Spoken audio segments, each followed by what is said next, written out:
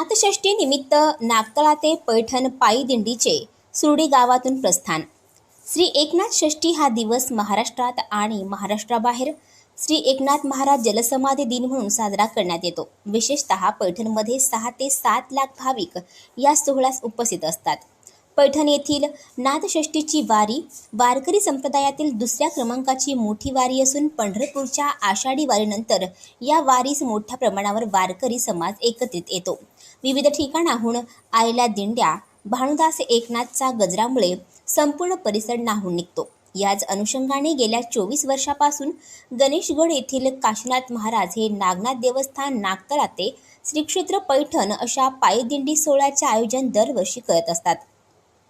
यामध्ये नागतळा तसेच आजूबाजूच्या परिसरातील वारकरी संप्रदाय सामील होतो। याही वर्षी काढलेल्या या पायी दिंडी सोहळ्यामध्ये अनेक वारकरी संप्रदाय सामील झाले आहेत। हा दिंडी सोहळा आष्टी तालुक्यातील सुरडी येथून पैठणकडे प्रस्थान झाला। या दिंडी सोहळ्यामध्ये काशीनाथ महाराजांनी सुंदर अशी व्यवस्था केली आहे। कुणाकडूनही 1 रुपयाही देणगी न घेता गेली 24 वर्षापासून हा दिंडी सोहळा अविरत सुरू आहे। या दिंडीस पैठणमध्ये नाथांच्या पालखीसमोर मान दिला जातो।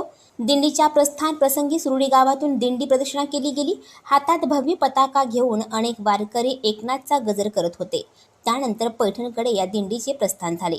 या दिंडीविषयी अधिक माहिती जाणून घेऊयात श्री क्षेत्र गणेशगड नागतळा येथील काशीनाथ महाराज यांच्याकडून। गेली 24 वर्षापासून नागतळातील नागनाथ देवस्थान नागतळा ते पैठण अशा प्रकारची दिंडी सुरू केलेली आहे।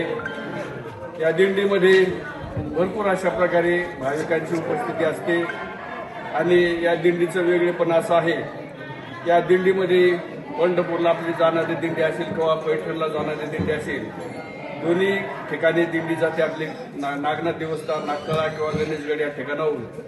आणि या दिंडीचे वेगळेपण असं आहे की जे भाविक दिंडीमध्ये येतात त्यांच्याकडून कुठल्याही प्रकारची पिशी 1 रुपया सुद्धा घेतला जात नाही आणि सर्व वारकऱ्यांची चांगल्या प्रकारची व्यवस्था केली जाते, असं या दिंडीचं वेगळेपण आहे। आणि या दिंडीमध्ये पैठणमध्ये गेल्यानंतर जो काही नाथ संस्थांचा मान असतो, नाथ महाराजांच्या छबिन्याच्या पुढे ज्या दिंड्या असतात त्यामध्ये ही एक मानाची दिंडी आहे। म्हणजे नाथ संस्थांतर्फे या दिंडीला छबिन्याच्या समोर आमंत्रण दिलं जातं, असं या दिंडीचं वेगळेपण आहे। आणि अशा प्रकारे गेली 24 वर्षापासून ही दिंडी नित्यनेमाने पैठणला जात आहे।